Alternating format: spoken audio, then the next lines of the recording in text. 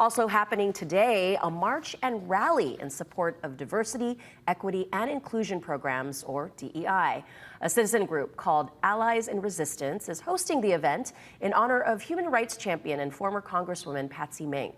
The event starts at 11 a.m. at Iolani Palace, heads down King Street to Punch Bowl, up to Baratania, in front of the state capitol, and Mackay on Richard Street.